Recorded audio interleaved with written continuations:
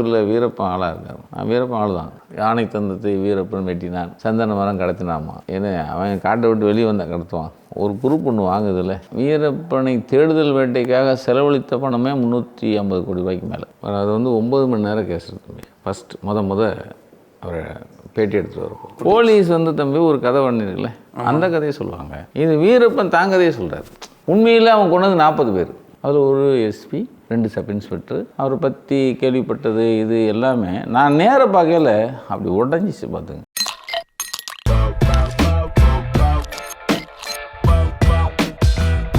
So Halo Irfan show. இப்போ நம்ம பார்த்தீங்கன்னா வந்துட்டு ஒரு சீனியர் ஜேர்னலிஸ்ட், இவரை தெரியாதவங்க யாருமே இருக்க மாட்டீங்க எனக்கு தெரிஞ்சு. மிஸ்டர் நக்கீரன் கோபால் சார் கூட பேச போகிறோம். ஹாய் சார், எப்படி இருக்கீங்க? நன்றி. சூப்பர். எனக்கு சார்கிட்ட ரொம்ப பிடிச்ச விஷயம் என்னன்னா எல்லா விஷயத்தையும் போல்டாக பேசுவார். நாங்களோட வீடியோஸ் எல்லாம் பார்த்து நான் ரொம்ப ரசிச்சிருக்கேன். இப்போலாம் வீடியோஸ் முன்னாடிலாம் நீங்கள் உங்களோட ரைட்டிங்ஸில் வரும். பட் நான் வீடியோஸ் தான் அதிகமாக நான் பார்க்குற ஆள் அப்படின்றதுனால இப்படி ரைட்டிங்ஸ் வருது. பட் நான் அதிகமாக வீடியோ கன்சியூம் பண்ணுற ஆள்னால நீங்கள் பேசும்போது பார்த்து நான் வியந்திருக்கேன். நீங்கள் எவ்வளோ போல்டாக ஒரு விஷயத்த அப்படி தெளிவாக பேசுறது. அண்ட் இன்னைக்கு நம்ம இந்த வீடியோவில் என்ன பார்க்க போகிறோம்னு பார்த்தீங்கன்னா ZEE5ல கூசா முனுசாமி வீரப்பன் அப்படின்ற ஒரு சீரீஸ் வருது. அண்ட் அந்த சீரீஸ் இட்ஸ் அபவுட் வீரப்பன். இதுக்கு முன்னாடி பார்த்தீங்கன்னா எவ்வளோ சீரீஸ் வந்திருந்தாலுமே இந்த சீரீஸில் என்ன ஒரு ரொம்ப ஸ்பெஷல் அப்படின்னா வீரப்பனே பேசியிருக்காங்க அப்படின்னு சொல்கிறாங்க. அண்ட் இதை பற்றி பேசுறதுக்கு நம்மளுக்கு வேற யார் பெட்டராக பேச முடியும்? அதனால தான் இன்னைக்கு நம்ம நக்கீரன் சார் கூட பேச போகிறோம். எஸ் சார், சொல்லுங்க. அக்கார்டிங் டு யூ, உங்களை பொறுத்த வரைக்கும் வீரப்பன் அப்படின்றது யாரு? 16,000 ஸ்கொயர் கிலோமீட்டர் காடு. அவ்வளோ பெரிய காட்டை ஒரு தனி ஒரு மனிதனாக அப்படி கைக்குள்ளே அப்படி வச்சுருந்தா. அப்படிப்பட்ட வீரப்பன் ஒரு பல கொலைகளை செஞ்சார். அப்படி இப்படின்னு நிறைய போலீஸ் ஸ்டோரி இருக்கும். நம்ம அதை மறுக்கலை. ஆனால் ஒரு கட்டத்தில் அந்த வீரப்பன் திருந்த நினைச்சார், சரண்டர் ஆக நினைச்சார். அந்த வீரப்பனை தான் நான் பார்த்தேன். நீங்கள் அவங்கள போய் டேரெக்டாக மீட் பண்ணியிருக்கீங்களா? கேள்வியே தப்பாக இருக்கே. நான் அதாவது இது கேள்வி முடியல, இந்த கேள்வி தொடருது. ஸோ மீட் பண்ணியிருக்கீங்களா? அப்போ உங்களுக்கு இந்த ஒரு ஆப்பர்ச்சுனிட்டி ஒன்று கிடைக்குது. அப்போ எப்படி நீங்கள் இவ்வளோ போல்டாக, ஏன்னா இப்போ நாங்கள் பேசிகிட்டு இருந்தோம், இன்றைக்கி நான் டீம்லாம் பேசிகிட்டு இருந்தோம், ஒருத்தர் போயிட்டு இந்த மாதிரி மீட் பண்ணியிருக்காருல, இப்போ லைக் அது எவ்வளோ பெரிய விஷயம் அப்படின்றது. ஏன்னா இப்போ நாங்கள் இருக்கிறோம், நாங்களும் வீடியோஸ்லாம் பண்ணிகிட்டு இருக்கோம். எங்களை யாருக்காவது இப்போ இந்த மாதிரி டைமில் அந்த மாதிரி ஒருத்தவங்க இருக்காங்க, போய் நீங்கள் போய் வீடியோ போட்டீங்கன்னா கேட்டால் கண்டிப்பாக நாங்கள் போக மாட்டோம். ஏன்னா ஒரு பெரிய பயம் இருக்கும். அந்த ஒரு பயம் இல்லாமல் எப்படி சொல்கிறது? எங்கள் டீம் பார்த்தது 93, நான் பார்த்தது 96. இப்போ எத்தனை வருஷம் ஆச்சு? 30 வருஷம். 30 வருஷம் ஆச்சு. 30 வருஷம் கழிச்சு ஒரு விஷயம் பேசப்படுது. பார்த்தீங்கன்னா உங்கள் வயசு இருக்கும் அது. இப்போ நான் பார்த்தேன், எனக்கு 30 கரெக்ட். 30 வருஷம் கழிச்சு ஒருத்தன் நிற்கிறான் பாருங்க. வீரப்பனுங்கிறது 100ல் 1 தான் தம்பி. 100 விஷயம் பண்ணியிருப்போம், அதில் 1 தான் வீரப்பன். நக்கீரன் பண்ணது மிச்சம் 99 இருக்குது. வீரப்பன் மாதிரியே இல்லாமல் எத்தனையோ விஷயங்களை வெளியே கொண்டு வந்திருப்போம். ஆனால் இது மாத்திரம் இன்னமும் பேசப்படுது. இப்போ நீங்கள் என்னை பார்த்த உடனே மீசையை வச்சு சொல்லுவான், நீ முன்பா பின்பாமா. இது வீரப்பனை பார்க்குறது முன்னாடி வச்சிங்களா பின்னாடி வச்சிங்களாமா? அது நானே கேட்கலான்னு. அப்போ இந்த நினைவுலேயே நின்றுக்கிட்டே இருக்கிற ஒரு விஷயம் ஆகிப்போச்சு. அது காரணம் என்னென்னா வேறு யாரும் போகல. அவங்க ஏன் போகலன்னு நம்ம கேட்க முடியாது, ரைட்டா? ஏன் போகல, ஏன் சார் நீங்கள் போகல? ஆனால் இதை கிரிட்டிக் பண்ணவங்க நிறைய பேர் இருக்காங்க. இவரை மொத்தம் எப்படி பார்க்குறாரு அப்படின்னு சொல்லுவாங்க நிறைய பேர். நான் எதை பற்றியும் கவலைப்படல. ஒரு காடு, அவன் தனி ஒரு மனிதனாக இன்றைக்கி 16,000 ஸ்கொயர் கிலோமீட்டரில் இன்றைக்கி பெரிய ஒரு சாம்ராஜ்யத்தை நடத்திட்டு இருக்கான். அவனை ஏன் மக்கள் முன்னாடி கொண்டு வந்து வச்சா என்ன அப்படிங்கிறது தான். அதுக்கு கொஞ்சம் நிறைய விலை கொடுத்துட்டோம்.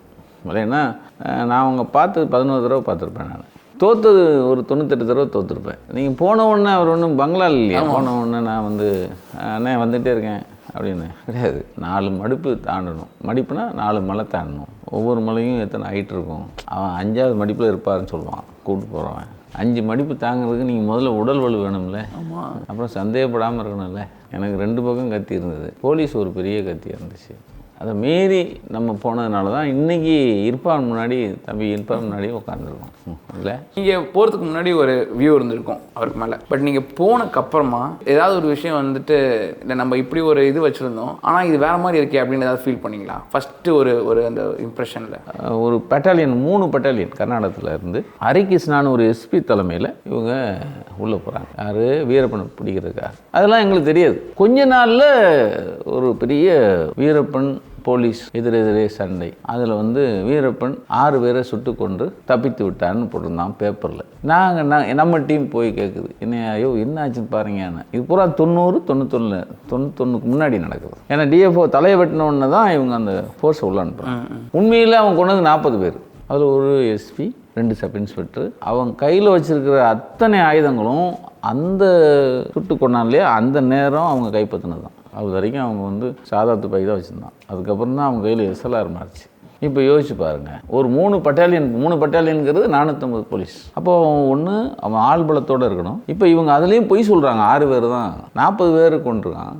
உங்களுக்கு இடிக்கலை, எங்கேயே இடிக்குதே, முதல்ல இவன் தானா வீரப்பன், இல்லை வீரப்பன் பேரில் இன்னொருத்தன் எவனாவது இருக்கானா, அந்த சந்தேகம் வரும் தானே. ஆமாம், ஏன்னா ஆளே தெரியாது, யாருன்னு தெரியாது, நிறைய கொஸ்டின் அப்போ வந்து எங்கள் எல்லாருக்கும் வந்து. ரெண்டாவது எனக்கு என்னென்னா இன்னொரு கியூரியாசிட்டி, இதே படத்தை எத்தனை வாட்டியாக வைப்பேன், அதை வேற என்ன பண்ணிட்டேன், அடுத்த ரேப்பரு ஃபஸ்ட் வரைக்கும் போட்டு அவனை கலர் பண்ணிலாம் வச்சேன், புரியுதா, ரிப்பீட்டாக இருக்க அப்படின்னு சொல்லி. அப்போ தான் அங்கே என்ன அப்படி ஒருத்தன் இருக்கானா வேணுங்க அந்த பகுதியில் எந்த நிருபர்கள் எல்லாரையும் முடிக்க விட்டோம், இந்த மாதிரி ஆளை கொண்டு வரணும்.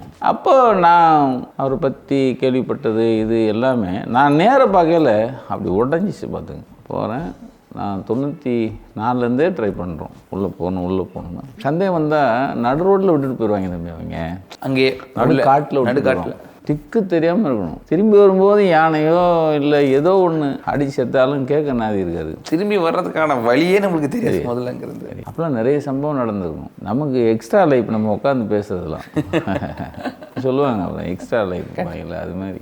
பார்த்தப்போ அப்படியே மாறி இருக்கும். என்ன சேஞ்ச் அது, என்ன சின்ன பிள்ளை மாதிரி நம்ம என்கிட்ட பேசும்போது உலக அறிவு நல்லா தெரிஞ்சு வச்சுருப்பாரு தம்பி. ஒரு நாளைக்கு 13 செய்தி, ரேடியோவில் 13 முறையாக செய்திகள் வரும். லண்டன் பிபிசியிலேருந்து வெரிதாஸ் செய்திகள் தான், அது இலங்கை செய்திகள்லாம் சொல்லுவாங்க. அதுலேருந்து நம்ம செய்தி வரைக்கும் 13 செய்திகள் ரேடியோவில் கேட்போம். அதுதான் அவருடைய உலக அறிவுக்கு அது மெயின் காரணம். அப்போ என்னை சந்திக்கிறத, என்னை பற்றி நீங்கள் கேள்விப்பட்டு இவன் யார் என்ன நம்மளை காட்டி கொடுப்பானா, இவன் வந்து விலை போயிடுவானா, இதெல்லாம் விசாரித்த பிறகு தான் என்னை அனுபவிச்சாங்க. அப்போ அதனால தான் நான் 98 தடவை தோத்தேன்னு சொல்கிறேன்ல. ஆமாம். ஸோ அதை பார்த்ததும் உங்களுக்கு அந்த ஒரு சேஞ்ச், அதாவது நம்ம இது வரைக்கும் இவரை பற்றி எழுதுனது இல்லை வந்து இது இல்லாமல் இவர் வந்து ரொம்ப டிஃப்ரெண்ட்டாக இருக்காருன்னு நீங்கள் நினச்சிங்க? டிஃப்ரெண்ட் இல்லை தம்பி, எனக்கு ஒரு நியாயம் கிடச்சிது. அங்கே ஒரு பெரிய கொலைகாரன் எல்லாரையும் சுட்டு கொள்றாரு அப்படி இப்படின்னாங்கல்ல, அங்கே போனவுடனே அதுக்கு பின்னாடி இருக்கிற நியாயங்கள் இருக்குல்ல. நான் எப்பயுமே வீரப்பனை நியாயப்படுத்தலை, ஆனால் அவங்க ஒரு நியாயம் வச்சுருப்பாங்கல்ல. ஆமாம், ஒருத்தவங்க என்ன பண்ணுறாங்களோ அதுக்குன்னு ஒரு நியாயம். என்ன பண்ணோம், இவரை போய் பார்க்குறதுக்கு முன்னாடி எங்கள் ஒர்க் என்ன தெரியுமா, இந்த அட்ராசிட்டிஸ் இருக்குல்ல, வீரப்பன் காட்டில் நடந்த அட்ராசிட்டிஸ், இது எல்லாமே ஹியூமன் ரைட்ஸ் கமிஷன் கொண்டு போகணும். பாதிக்கப்பட்ட பெண்கள், பாதிக்கப்பட்டவங்க, கைகாலம் இவங்க இன்னும் ஜெயிலில் இருக்கிறவன், மைசூர் ஜெயிலில் இருக்கான், அங்கே இவங்க எல்லாருடைய எல்லாம் கலெக்ட் பண்ணி நீங்கள் டெல்லி ஹியூமன் ரைட்ஸ் கமிஷனில் நான் போய் நக்கீரன் வந்து வழக்காக பதிவு பண்ணிச்சு, இந்த காட்டில் ஒரு மனித உரிமை மீறல் நிறைய நடக்குது அப்படின்னு. இதெல்லாம் நான் பார்க்குறதுக்கு முன்னாடி நடந்தது. ஏன்னா எனக்கு கடிதங்கள் வரும், ஐயா காப்பாற்றுங்க, ஐயா காப்பாற்றுங்க. இது எல்லாருக்கும் போயிருக்கும், நான் சொல்கிறது எல்லா பத்திரிக்கையும் போயிருக்கும். நாம் அதை சீரியஸ் எடுத்துப்போம். ஹியூமன் ரைட்ஸ் கமிஷன் போய் அவங்க அது எங்களோட தன்னார்வ அமைப்புகள் கொஞ்சம் பேர் அதுக்கப்புறமா சேர்ந்தாங்க. அது பெரிய ஒர்க்கு தான் பேர். அதனால தான் 30 வருஷமாக ஏன் நம்மளை மாத்திரம் அடையாளமாக சொல்ல முடியுதுன்னா அதான். ஸோ இப்போ நிறைய பேர் ட்ரை பண்ணி மீட் பண்ண முடியல, பட் நீங்கள் வந்து அவங்கள வந்து நிறைய வாட்டி மீட் பண்ணியிருக்கீங்க. ஸோ இதில் வந்து ப்ராப்ளி நீங்கள் வந்து அவங்க கூட ஃப்ரெண்ட் ஆகிட்டீங்களா? அதாவது உங்களுக்கு உங்கள் 2 பேருக்குள்ள ஒரு ஃப்ரெண்டெல்லாம் கிடையாது. ஏன்னா ஃப்ரெண்டுன்னா அப்போ அடுத்தடுத்து பண்ணதெல்லாம் இவரும் காரணம்ன்றான். இப்போ நம்ம ஃப்ரெண்டு இல்லாமலே நம்ம மேலே அத்தனை வழக்குகளையும் போட்டாங்க, அது வேறு விஷயம். இப்போ நம்ம பார்க்குறோம், அவர் தரப்பு விஷயங்களை வெளியே கொண்டு வந்தோன்னே அவருக்கு அது ரீச் ஆகும்ல. விலை போகாமல் ஒருத்தன் நம்ம விஷயத்தை வெளியே கொண்டு போகிறானே அப்படிங்கிறதே அது அவனுடைய நம்பிக்கைக்கு நம்ம ஒரு பாத்திரமாயிடும். அதாவது இவரை நம்பி பேட்டி கொடுக்கலாம், இவரை நம்பி சந்திக்கலாம், இவரை நம்பி சரணடையலாங்கிற அளவுக்கு வந்துச்சு. அதான் தம்பி, அதுதான் முக்கியமான விஷயம். ஸோ நீங்கள் மல்டிபிள் டைம் போய் மீட் பண்ணுறதுக்கான, ஆமாம், நீங்கள் உட்காந்து பேசுவோம், ஒரு 4 நாள் 5 நாள் பேசிக்கிட்டே இருப்போம்ல. நீங்கள் 10 நாள் ஆகும் பார்க்குறதுக்கு, அதுக்கப்புறம் 1 வாரம் கூட இருப்போம், அதுக்கப்புறம் வரணும்ல. அந்த ஒரு இதில் வந்து நட்பு இல்லை, அதான் நட்பு இல்லை, அண்டர்லைன் இந்த வேர்ட், நட்பு இல்லை, நட்பு கிடையாது. அது ஒரு நம்பிக்கை அவருக்கு இவனை நம்பி நம்ம வந்து பேசலாம், சரண்டர் ஆகலாம், சரண்டர் ஆகலாம் அப்படிங்கிறத. ஏன்னா அந்த மக்களுக்கு ஒரு விடிவு காலம் இவர் வச்சு பண்ணலாம், ஏன்னா நம்ம வந்து ஹியூமன் ரைட்ஸ் போயிட்டோம், 2 அரசாங்கத்துக்கும் கேஸ் எடுத்து கொடுத்து 2 பேருக்குமே நான் கேஸ் கொண்டு போய் கொடுத்துருக்கேன். என்ன இங்கே இருக்கிற பெரிய ஹோட்டல்களில் 2 அரசாங்கம் சார்பாக என்கிட்ட பேசியிருக்காங்க சரண்டரை பற்றி. இப்போ இந்த ஒரு ஃபாரஸ்ட்டில் அவங்க இருக்காங்க. இதில் வந்துட்டு இந்த ஃபாரஸ்ட்டில் இருந்துட்டு இவங்களுக்கு இவ்வளோ விஷயம் தெரிஞ்சிருக்கு அண்ட் இவ்வளோ பொருள் இவங்களுக்கு கிடைக்குது அப்படின்ற ஒரு விஷயம் வந்து ஒரு ரொம்ப வியக்கிற மாதிரி ஒரு விஷயம் தான். அதான் அதை வந்து எப்படி நீங்கள் அது ஒன்றும் பெரிய சிம்பிள் தம்பி. நான் சொன்னால 13 நியூஸ். ஆமாம் 13 நியூஸ். ஆமாம் அந்த ரேடியோவில் கேட்டு அந்த காட்டில் 165 கிராமங்கள் இருக்கு. கிட்டத்தட்ட நான் 2000 வரைக்கும் 96 வரைக்கும் 96லேருந்து 2000 வரைக்கும் 6.5 லட்சம் மக்கள் இருந்தாங்க. 6.5. இப்போ அது பெருசாக இருக்கும். இந்த காடு இதெல்லாம் அவருக்கு எல்லாமே அத்துப்படியாக இருந்தார். இந்த காட்டில் இந்த விஷயம் கிடைக்கணும் அப்படி வாழ்ந்துட்டுருக்கிற ஒரு மனுஷன். இவங்க வந்து நான் சொல்லுவேன், ஏன்னா என்னென்னது நான் வர்றேன் பலசரக்குலாம் வச்சுருக்கீங்கன்னு கேட்டேன். சாம்பார் வைக்கிறீங்கன்னு. அப்படின்னா நான் ஒரு எப்பயுமே போலீஸ் அவர் வந்து குறைச்சி மதிப்பிட்டதே இல்லை. வீரப்பனை பொறுத்தவரையில் தப்பாக எடுத்துக்காத. அது உதாரணம் என்னென்னா தம்பி, இப்போ நான் நீங்கள் வீரப்பன் நான் ஒரு மரம் பார்ப்பான், நிப்பாட்டு ஏப்பா மரம் அப்படிமா ஒரு போர்வை கொண்டு வந்து இந்த மரத்தை மறைச்சிருவாங்க அப்படி. ஏன்னா இந்த மரம் இந்த காட்டில் தான் இருக்குன்னு டிஎஃப்ஓ அந்த காட்டுலாக்க அதிகாரிகளுக்கு தெரியும். இப்போ நம்ம பேட்டி வெளியே வந்தோடனே சொல்ல புரியுதா, அவன் அதை வச்சு கண்டுபிடிச்சிடுவான். அவனை தப்பாக அவன் இடப்படாத குறைச்சி இட போட்டுறாத அவன் கண்டுபிடிச்சிருவான். முன்னாடி இருக்கிறது அழிக்க சொல்லுவான். முன்னாடி நம்ம எடுத்துருப்போம்ல அலின்ட்டு அந்த போர்வை இருக்கும், போர்வைக்கு பின்னாடி உட்காந்த மாதிரி தான் இருக்கும். ஏன்டா அப்படி படங்கள் நிறைய இருக்கும். ஏன்னா அந்த காடு இந்த மரம் இந்த காட்டில் தான் இருக்குது. அடுத்த நிமிஷம் வந்துடுவான், நாங்கள் இங்கே தான் இருக்கோம் அப்படின்னாலும் எவ்வளோ தொலை போயிருப்போம் அதுக்குள்ளே தேடி வந்துடுவான். அத்தனை வந்து அந்த அறிவோடு தான் செயல்பட்டுருப்பான்.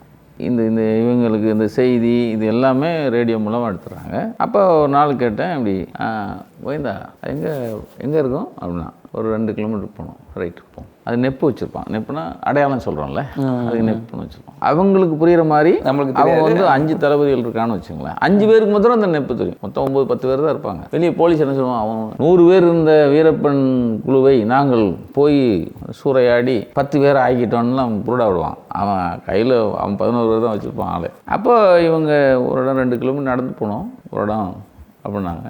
அப்போ ஒருத்தர் தோன்றான், நம்ம அந்த 5 லேயர் வச்ச பை உரசாக்கு இருக்குல்ல, நம்ம என்னது மலைக்காயுதம் இருக்குல்ல, மலைக்காயுதத்தில் செஞ்ச பை. இப்போ நம்ம டஸ்ட்பினுக்கு ஒரு ஓவர் கவர் போடுறோம் இல்லையா, டஸ்ட்பினுக்கு அதில் திக்கு லேயர் நீங்கள் இப்போ நைஸாக இருக்கும். அது மாதிரி 5 பை புரியுதா?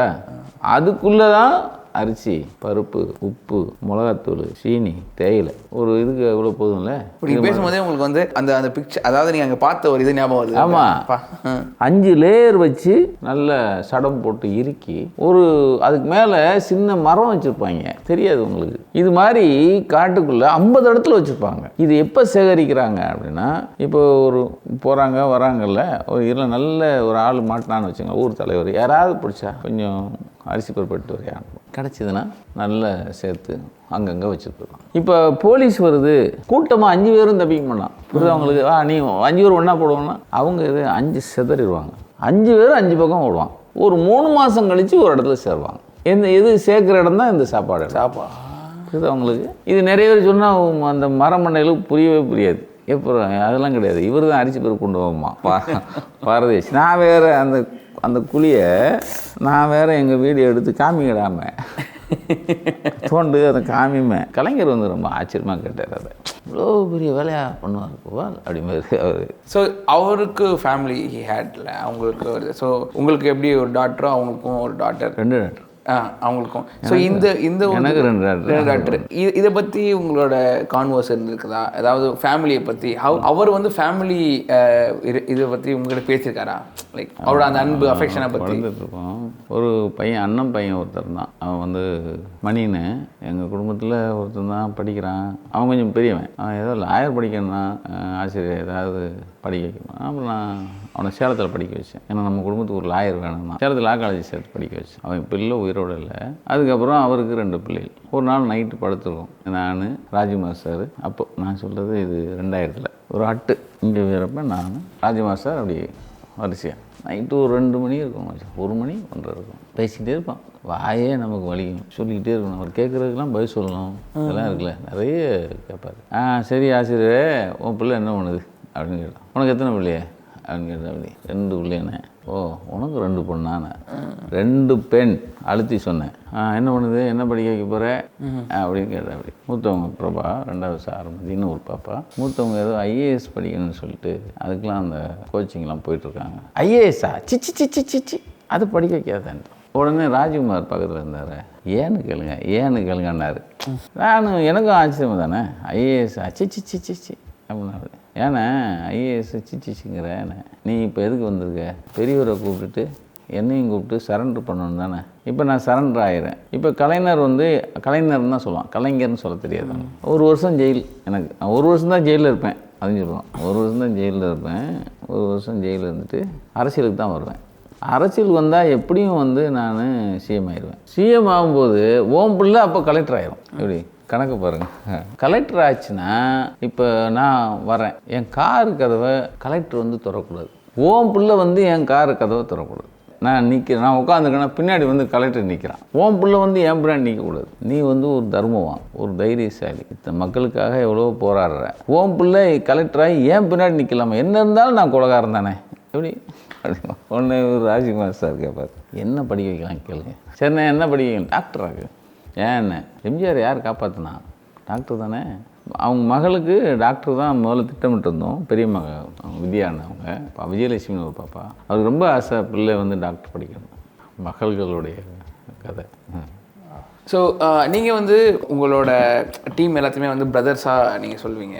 வீரப்பன் இருக்கார்ல, அவர் அவங்களோட டீம் எப்படி பார்த்தாங்க? லைக் ரொம்ப அவங்களோட டீம் ரொம்ப இம்பார்ட்டண்ட்டாக அவங்க கருதுனாங்களா, இல்லை இல்லை வேலை செய்கிறாங்க அப்படின்ற மாதிரி ஒரு இது? தப்பு பண்ணால் கொண்டு வந்தேன் தம்பி. அண்ணன் தம்பி மாமா மச்சான் தான். பேபி வீரப்பன் மாமான்னு தான் கூப்பிடுவான். கோவிந்தான் தான் இவரை கூப்பிடுவாரு. எல்லாரையும் பேர் சொல்லி தான் கூப்பிடுவாரு. அந்த அவங்களோட ஊரை சேர்ந்தவங்க தான், கொஞ்சம் பக்கம் இருப்பாங்க. ஆனால் பெண் விஷயத்தில் தப்புன்னா கொண்டுருவாங்க. முதல் வாட்டி போனவன் 2வது வாட்டி இல்லையே. எங்கன்னு அவன் கிடக்கா அரிசி பருப்பு கொடுக்குற வீட்டில் கை வைக்கலாமா?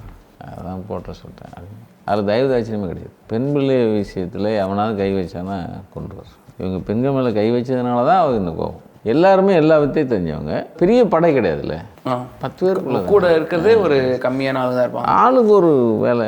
இவங்க இந்த நம்ம ஊரில் தோவி துணியை எப்படி முடி போட்டு கையில் போட்டு கொண்டு போவாங்க இல்லையா, அது மாதிரி எல்லாருமே ஒரு முடியை வச்சுக்குவாங்க. அதுக்குள்ளே அவங்களுடைய தேவைக்கான எல்லா விஷயம் இருக்கும். தட்டு முதற்கொண்டு தட்டோ இல்லைன்னா பிளாஸ்டிக் ஆயுதத்தை அவங்க சாப்பிடுவாங்க. இப்போ நான் 4 பேர் நாங்கள் சாப்பிட்றோன்னு வச்சுங்களேன். அங்கே வீரப்பன், நான் இங்கே, அங்கே கோயின்னு, இங்கே என் தம்பியை 4 மூளை சாப்பிட்டுட்டு, அது என்னென்னா அவன் சாப்பிட்ற ரசம் எனக்கு வரும், எனக்கு சாப்பிட்ற ரசம் அங்கே போகும். சாப்பிட்டு அப்படியே கழுவி அப்படியே மடித்து வச்சுக்கோங்க. இப்போ அந்த நிறைய யானையை அவங்க கொண்டிருக்காங்கல்ல, அதெல்லாம் எப்படி துப்பாக்கி வச்சு தான் கொள்ளுவாங்களா? அண்ட் ஆல்சோ அது கொண்டுட்டு யானை இவங்களாம் சொல்கிறான் 1000 யானை 2000 யானை கொண்டாருன்னு. மொத்த யானை இவங்களுக்கு யாருக்கு தெரியும்? 2000 யானையை புதைக்கிறதுக்கு இடம் வேணும்ல, எப்படி புதைப்பாங்க? இவங்களாம் ஒரு கதை கட்டி விட்டுருப்பாங்க. ஆனால் தந்தம் ஒரு இடத்த தந்தம் கடத்தினாங்கன்னு ஒரு செய்தி இருக்கும். ஒரு சம்பவமே இருக்குது. யானை கூட்டம் இருக்குன்னா முன்னாடி போனவன் கருப்பு வாசத்தை கண்டுபிடிச்சி வந்துடும். அதுக்கு பேர் கருப்பு வாசம்னு சொல்லுவாங்க. யானையோட வாசம் இருக்குல்ல, அதை இவங்க ஆள்கள் நுகர்ந்து வருவான். வந்தேன்னா யானையை இப்படி போடுவான். அது தந்த இருக்கிற யானையை பார்த்து அடிப்பாங்கன்னு சொல்லுவாங்க. எனக்கு முன்னாடிலாம் அதில் நடந்ததில்லை. ஒரே ஒரு காட்டுக்குள்ளே யானை செத்து எலும்பு கூடு அரிச்சு ஒரு பாதி உடம்பு பாதி எலும்போடு இருக்கிறத பார்த்தேன். அது எப்படி விற்றுருப்பாங்க? அது தம்பி நல்ல கேள்வி. அது என்ன கேட்பாங்க, யானை தந்தத்தை வீரப்பன் வெட்டினான், சந்தன மரம் கடத்தினாமா. ஏன்னா அவன் காட்டை விட்டு வெளியே வந்தால் கடத்துவான். ஒரு குரூப் ஒன்று வாங்குதில்ல. ஆமாம், அது ஒரு குரூப் வாங்குது. நான் காட்டுக்குள்ளே இருக்கும்போது பேப்பரில் செய்தி, நான் பேப்பர் வாங்கிட்டு போயிருப்பேன். இல்லைன்னா அவருக்கே பேப்பர் வரும், இந்த பார் இதை பாசி, யானை தந்தம் கடத்தினார், யானை தந்தம் இத்தனை பிடிப்பட்டது அப்படின்னு சொல்லி கடத்தினவங்களை உட்கார வச்சு போலீஸ்லாம் ஃபோட்டோ போடுவோம். இது எப்படி வீரப்பனா கடத்தினா? இவன் பேர் சொல்லி கடத்தினவன் நிறைய பேர். அதான் விஷயம். நான் கடத்தலைன்னு சொல்ல வரல, இவன் பேரை சொல்லி கடத்தினவங்க நிறைய இருப்பான். நான் சந்தன மரம் ஒன்று காட்டினேன்னு சொன்னேன். எல்லாம் ஆஞ்சிட்டு போயிட்டாங்க என் பேரை சொல்லி. எங்கே போய் காட்டேம்மா? நான் இது வரைக்கும் பார்க்கல மரத்தை. அப்படியா? ஆனால் சந்தன மரத்திருடன்மா அப்படி அவன் பேரை சொல்லி சாப்பிட்டவங்க. 2வது இப்போ நீங்கள் ஒருத்தன் பக்கத்து வீட்டுக்காரன் பிடிக்கலன்னு வச்சிங்களேன். அவன்கிட்ட 6 ஏக்கர் காடு இருக்குன்னா, இந்த 6 ஏக்கர் காடை பிடிக்கணுன்னா என்ன பண்ணிடுவான்? இவன் அங்கே இருக்கிற எஸ்டிஎஃப் இருப்பான். வீரப்பன் தேடுதல் வேட்டைக்காக இருப்பாங்களே எஸ்டிஎஃப். வீரப்பனுக்கு அரிசி பருப்பு கொடுக்குறவன் எங்கள் வீட்டு பக்கத்து வீட்டுக்காரன்னு சொல்லிட்டு வந்துடுவான். அவன் இப்போ பெரிய அவங்க தீரன்னா இவங்கள வீரப்பன் ஆளை பிடிச்சதா அவங்க தூக்கிட்டு போயிடுவாங்க. குடும்பம் கந்தலாகி போமா, 6 ஏக்கர் இவன் எடுத்துக்குவான். இப்படி போனவன் நிறைய பேர், இப்படி சம்பாதிச்சவனும் இருக்காங்க. நீங்கள் நிறைய வாட்டி போய் மீட் பண்ணியிருக்கீங்களா? அப்போ உங்களுக்கு அவர் வந்து ஸ்பெஷலாக ஏதாவது வந்து வாங்கி கொடுத்துருக்காரா, இல்லை உங்களை ஏதாவது வாங்கிட்டு வர சொல்லியிருக்காரா, இந்த மாதிரி எனக்கு வேணும் அப்படின்னு சொல்லிட்டு? அதெல்லாம் சொல்ல.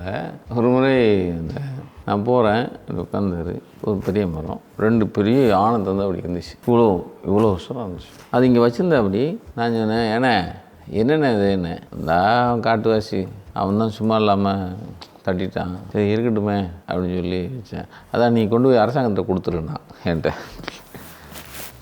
ஏன்னா நீ வேறு இதை கொண்டு போனால் இதுக்கே என் மேலே கேஸ் போடுவாங்க. வீரப்பன் காட்டில் தந்தத்தை வந்து திருநானே, நீங்கள் தான் நான் எதையும் பண்ண மாட்டேன்னு உறுதி கொடுத்துருவீங்களேண்ணே. ஐயோ நான் பண்ணவே இல்லை, தான் அவன் பண்ணவே இல்லை, நான் கொடுத்துட்றேன், நீ கொண்டு போய் நீ கொடுத்துரு, அங்கே அரசாங்கத்தில் ஒப்படைச்சிரு. அதெல்லாம் அந்த சொல்லி நாங்கள் பார்க்க மாட்டேன் அப்படின்னு நான் ஏதாவது கொடுத்துறேன்னு சொன்னது தான். இதை கொண்டு வந்தா இதுக்கே இன்னும் என் மேலே எத்தனை வழக்கு இருக்கோ அதில் அடிஷனலாக 2 யானை தந்தம் கடத்தல் வழக்கு 2 போட்டிருப்பாங்க. அப்படிலாம் எதுவும் நமக்கு இது இல்லை.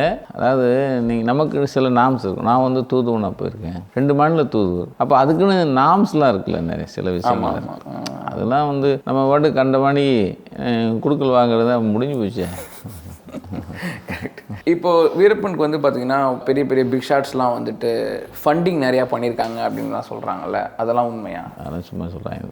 அப்போ வந்து ஏதோ ஓபுளி செட்டியாரே ஏதோ 2-3 பேர் அவங்க போய் அவருக்கு வாகனம் கடத்தி ரூபா வாங்கினதா எப்படியோ அப்போ ஒரு வரலாறுல அவரே வந்து தன் கதையில் சொல்லுவார். மற்றபடிக்கு நாங்கள் இருக்கையில் அப்போலாம் வீரப்பனை தேடுதல் வேட்டைக்காக செலவழித்த பணமே 350 கோடி ரூபாய்க்கு மேலே. அதனால் இப்போ நீங்கள் அவங்க சும்மா இல்லாமல் அதெல்லாம் சொல்ல தருவாங்க. அப்படியே வீரப்பன் தேடுறதுக்காக செலவழித்த பணமே அண்ணா அக்கௌண்ட்டில் 350 கோடி ரூபா இருக்கும். அந்த டைமில் வந்துட்டு அந்த பீப்புள் சப்போர்ட் அவருக்கு இருந்துச்சுல்ல, அதை வந்து நீங்கள் அந்த சமயம் இல்லை, எப்பயுமே பீப்புள் சப்போர்ட். அது அங்கே இருக்கிற பீப்புள், அது அந்த ஒரு பீப்புள் வந்து இப்போ நீங்கள் போனீங்கன்னா அவர் 2 பேரில் ஒரு வேலை தொடரணும். ஒன்று வீரப்பனா இல்லை அரக்கனாம்பா. அரக்கன்னா போலீஸ் அவங்க அரக்கன்னு சொல்லுவாங்க, அவங்க வீரப்பனை தொடுவாங்க. ஏன்னா அவரால் நமக்கு பாதுகாப்பு இருக்குன்னு நினைக்கிறோம். அவரால் தொந்தரவு கிடையாது, பெண் பிள்ளைகளுக்கு பாதுகாப்பு இருக்குது. அப்புறம் போலீஸ் வந்து காசு கொடுத்து அவருக்கு எதிரான வேலையை செய்கிறவங்க நிறைய பேர் வச்சுருந்தாங்க. அதான் 2 பகுதி தான், ஒன்று வீரப்பனால் இல்லைன்னா வீரப்பனுக்கு எதிரான இந்த கிராமத்தில் நியூட்ரலாக அவனும் இருக்க மாட்டான். ஸோ நீங்கள் வந்து பார்த்துருக்கீங்க, அவர்கிட்ட பேசியிருக்கீங்க.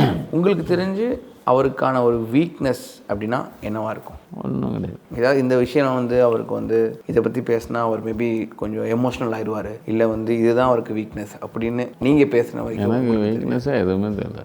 நான் இதே எனக்கு தெரியல. அவர் வந்து அரசியல் ஆர்வம் ரொம்ப, அதை பற்றி நிறையா உங்கள்கிட்ட பேசுவார். ஆமாம், அரசியல் ஆர்வம், உலக அரசியல், இந்திய அரசியல் இதெல்லாம் படித்து தெரிஞ்சு ஈழம் பற்றி நிறைய கேட்பார், பிரபாகரன் பற்றி நிறைய பேசுவார். அது மாதிரி அந்த அறிவு ஜாஸ்தி. அவர் அரசியலுக்கு வரணும்னு ரொம்ப ஆசைப்பட்டார். நீங்கள் பார்த்த வரைக்கும் ஒரு அவங்க சைடில் வீக்னஸ் அப்படின்றது இதே வீக்னஸ் தானே, அரசியல் ஆசையே வீக்னஸ் தானே. காட்டில் நீங்கள் வந்து ஒரு தனி ராஜாவாக பண்ணிவிட்டு நான் திடீர்னு சிஎம் வேணா என்ன, அந்த தாட்டே வந்து தப்பு இல்லை. இருப்பானே இந்த வீடியோ டெய்லி ஒரு வீடியோ போடுறதுல இருக்கணும். திடீர்னு இருப்பான் வந்து நான் அமைச்சராக நினைக்கூடாது.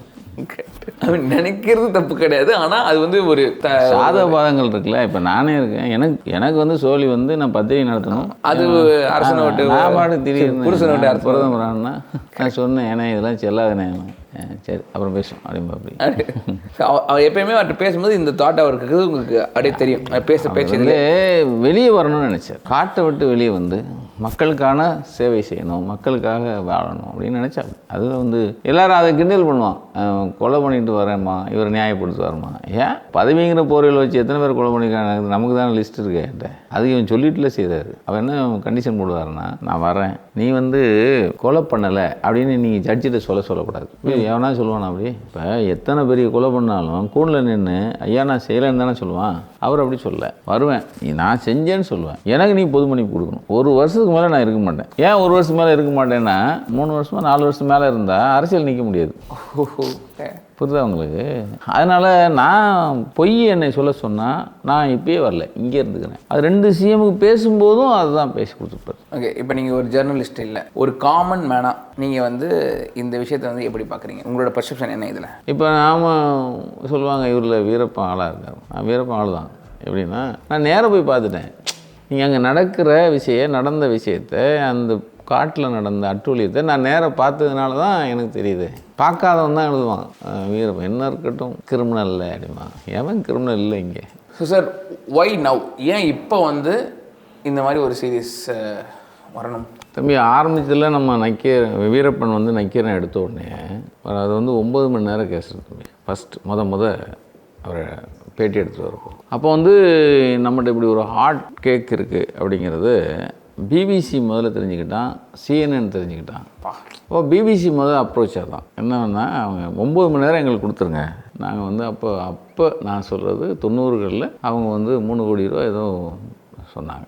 நான் சொன்னேன் ஃபுல்லாக போடுவீங்களா தைரியம் இருக்கான்னு கேட்டேன். ஏன்னா உங்களுக்கு அதை போடணும்ல எல்லாத்தையும் போடணும். அப்போ நானும் வி டிசைட் நாங்கள் வந்து மேக்ஸிமம் 3 or 5 minutes அதில் பயன்படுத்துவோம். 9 hours 9 ஹவர்ஸில் 3 or 5 minutes அப்படின்னாங்க. செல்லான்ட்டேன்.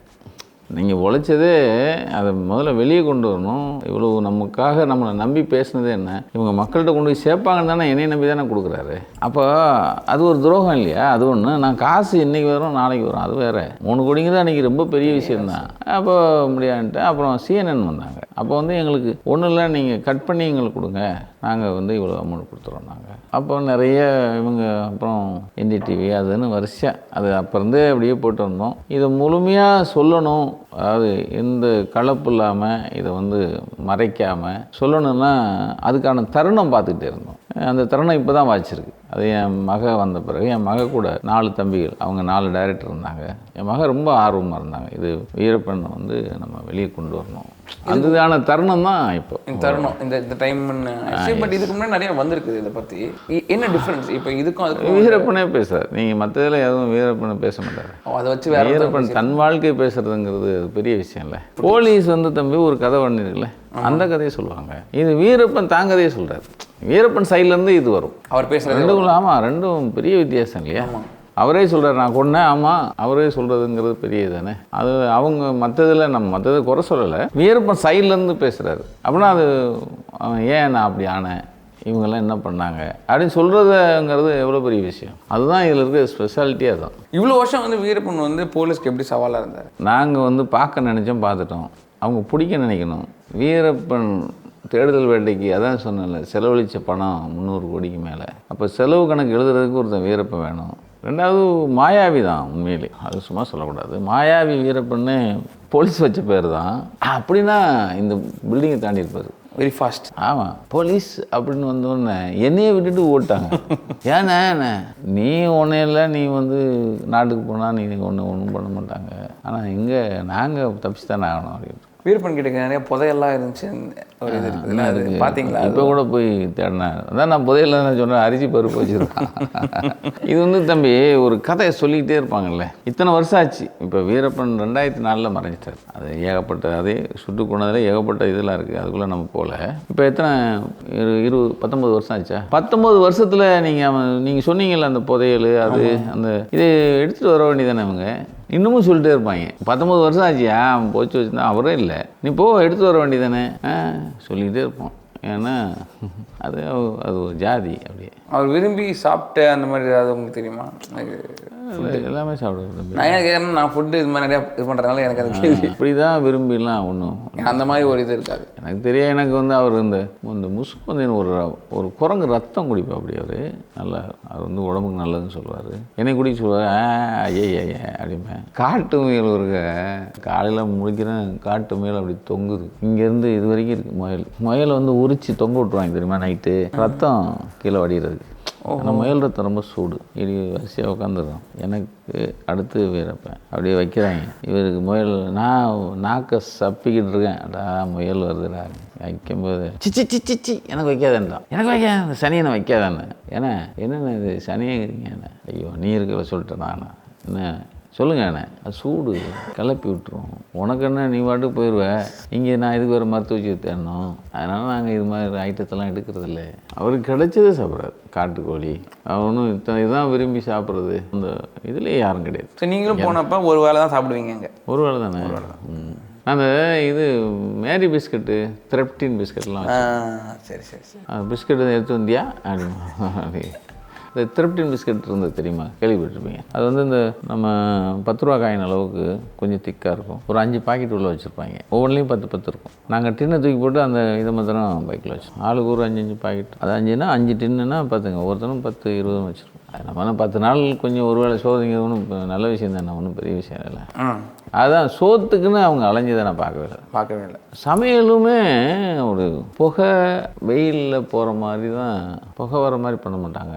ஏன்னா அடையாளம் வந்து அது இது மாதிரி நிறைய அவங்க நாம்ஸ் வச்சுருப்பாங்க. சரி மழை பெய்யுது அப்படின்னா புகை வந்தால் ஆகுனா சாப்பிடாம இருந்தது கிடைக்கிறது. ஏதாவது விளாம்பழம் நல்லா சாப்பிடும். அப்படியே ஒரு ஓடு இருக்கும், அதுக்குள்ளே இது இருக்குல்ல, அந்த பிள்ளையார் சதுர்த்திக்கெலாம் வைப்பாங்க. சரி.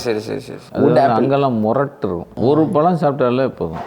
அதில் ஒரு எப்படியும் 1 லட்சம் தான் இருக்கும் ஒரு இதுக்குள்ள. நீங்கள் சாப்பிடு, நல்லதுமா. எனக்கு என் பிள்ளைகளுக்கு வாங்கிட்டு வருவேன், நான் கொண்டு போவேன், பிள்ளைகளுக்கு கொண்டு போவேன். ஸோ இப்போ வரைக்கும் பீப்புளுக்கு இருக்க பெர்செப்ஷன் இந்த ஒரு வெப் சீரிஸில் வந்து டிஃப்ரெண்ட்டாக இருக்குமா? டிஃப்ரெண்ட்டாக காமிச்சிருக்கீங்க? அப்சல்யூட்லி, ஆங்கிலத்தில் சொன்னான் அப்சல்யூட்லிங்கிறான்ல. இது வரைக்கும் வந்த இதுக்கும் வித்தியாசம் என்னென்னா, நீங்கள் நக்கீரன் தயாரிக்கிறதுல அப்படிங்கிற உங்களுக்கு வீரப்பன் தன் கதையை அவரே சொல்கிறாரு. காரணம் ஏன்னா இதை திரிக்காமல் சொல்கிறதுக்கு ஒரு தளம் வேண்டியிருந்தது. அதான் திரிச்சு அதை ஒழிச்சு சொல்லாமல் பட்டவர்த்தனமாக ஒரு விஷயத்தை சொல்கிறது இருக்குல்ல, அதுக்கான தளம். ஸோ நீங்கள் இது வரைக்கும் வெளியில் இதை பற்றி பேசினதை விட அதிகமான விஷயங்கள் இதில் இருக்குது. வீரப்பனை வந்து ஷார்ட் பண்ணி இது பண்ணிட்டாங்க அப்படின்னு கேட்டது உங்களோட ரியாக்ஷன் எப்படி இருந்துச்சு? பெரிய இதானவே உங்களுக்கு வாழ்க்கையில் நான் தப்பு பண்ணிட்டாரு கொண்டுட்டாங்க அப்படிலாம் நினைக்கல. இருந்திருக்கலாம் அப்படின்னு போல. என்ன இருந்தாலும் நம்ம ஒரு பத்திரிக்கையாளனா நம்ம மேலே அன்பு காட்டினார். நம்மளும் ஒரு காடை அப்படி கையில் வச்சுருந்தாரு. நீங்கள் அது ஒரு சாதாரண ஆள் கிடையாது. அதுவும் சூழ்ச்சி பின்னாடி அதெல்லாம் தெரிஞ்சு சரி நம்ம என்ன செய்ய முடியும்? ஒன்றும் செய்ய முடியாதுல்ல. அது ஒரு பெரிய வருத்தம் இன்றைக்கி வரைக்கும் இருந்திருக்கலாம் அப்படின்னு நினைப்போம். ஏன்னா பிள்ளைகள் ஒரு பாப்பா பிள்ளைகள் சொல்லும், எங்கள் அப்பாவை நாங்கள் பார்க்கல, அப்பா இருந்திருக்கலாம். அது நியாயமான குரல் தானே. அந்த பிள்ளைகளுக்காவது இருந்திருக்கலாம். ஏன்னா பிள்ளைகள்லாம் இப்போ நல்லா இருக்குது, பார்க்குறதுக்கு இருந்திருக்கலாம். ரொம்ப ரொம்ப நன்றி சார். நீங்கள் வந்து மகிழ்ச்சி எங்கள் கூட வந்து என்னோட ஸ்டுடியோவில் வந்து நீங்கள் வந்து இது பேசினது வந்து ரொம்ப ஐ ஃபீல் ஸோ ஹானர்ட். ஏன்னா நீங்கள் வந்து இவ்வளோ வருஷம் வந்து ஒரு இந்த ஃபீல்டில் இருந்து ஒரு பத்திரிக்கையாளராக நீங்கள் வந்து இருந்திருக்கீங்க. லைக் ரியல் மூத்த பத்திரிக்கையாளர் அப்படின்னு சொல்லலாம். நான் சத்தியமாக சொல்ல மாட்டேன். நான் இந்த எல்லாம் சொல்லுவாங்க மூத்த பத்திரிக்கையாளர், சீனியர் பத்திரிக்கை, அதெல்லாம் கிடையாது.